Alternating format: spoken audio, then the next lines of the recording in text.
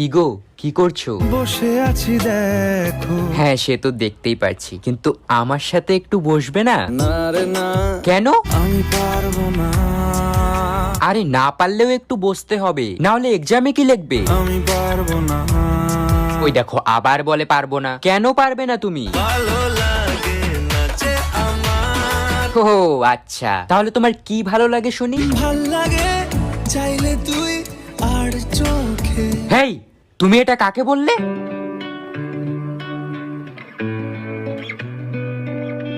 এই তুই কে রে? আমি ওর ভালোবাসা।